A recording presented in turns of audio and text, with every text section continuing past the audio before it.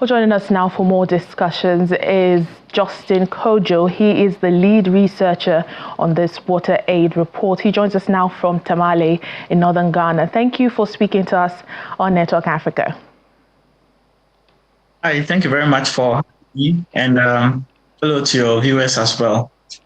Well, Justin, this report says over 122 million people across Ghana, Niger and Nigeria in this West African region are living in high water risk. What does that actually mean for people on the ground? Yes, so it's not just the statistics. 122 million people living in areas classified as high water risk means that either they are living in places where there is no open water surfaces for them to depend on at all, or the water that is available is of poor quality and risky to be used. So 122 million people right now are living across the three regions in Niger, in Ghana, and in Nigeria, in these kinds of environments where they have to suffer with high water stress and also poor water quality wherever they are. Now, your study links deforestation directly to water insecurity. Can you, explain how cutting down trees ends up affecting people's access to clean water? Absolutely. So, vegetation right now in our ecosystem is functioning as a filtration system or a sponge, if you like. Right now, when the rain falls, you find that the vegetation filters the rainwater that is running into our rivers by removing some of the soil particles, by removing microplastics and other chemicals it might carry along with it.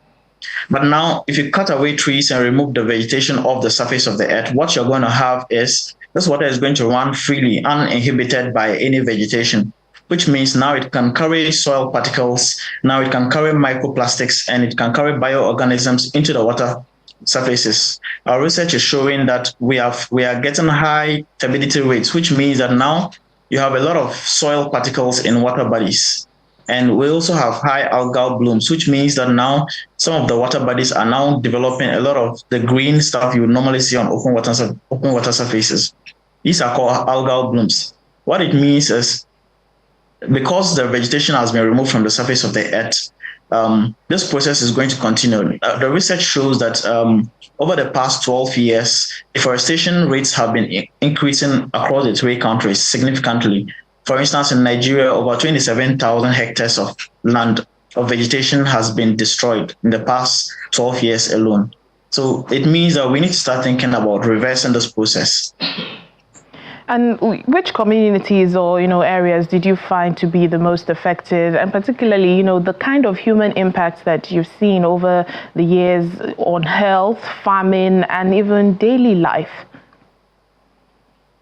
So for Nigeria, for example, some of the regions that were classified as high-risk zones were, for instance, in the Oyo, the Osun, and the Ogun areas. These are areas that were having high water stress. It means there are very little open water surfaces for them to depend on, which means they will have to depend on secondary water sources like underground waters and water transported across pipes.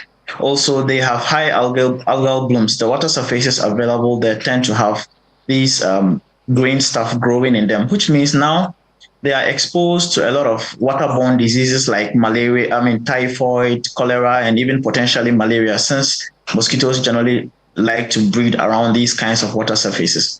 Now, government have to spend extra money to treat these water bodies, assuming they are being treated properly. It means that you need to also start to consider extra measures to make sure that the water people end up consuming is safe for drinking or for farming or cooking.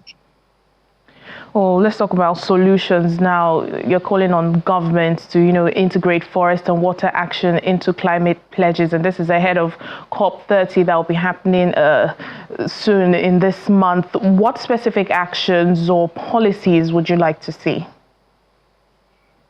So the research right now, from our proposal, we are proposing that it's time for government to start seeing these two situations as one. For instance, you should not treat vegetation as a standalone issue and treat water as a standalone issue. They are two sides of the same coin. It's time to start looking at them as one and start unifying them in our frameworks. Water Aid and Tree Aid have commissioned this project to be able to use it to advocate for more inclusion of vegetation and water in climate financing, as well as pushing for governments to basically start delivering on some of their targets or various targets. For instance, in Nigeria, there are many targets the government has set for forest vegetation and also for water. It's time to start delivering on those.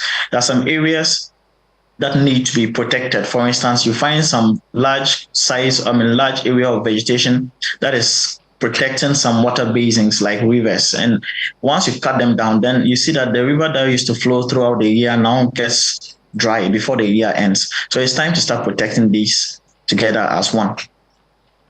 All right then, Justin Kojo, lead researcher on the Water Aid report. Thank you so much for speaking to us on Network Africa. Thank you very much.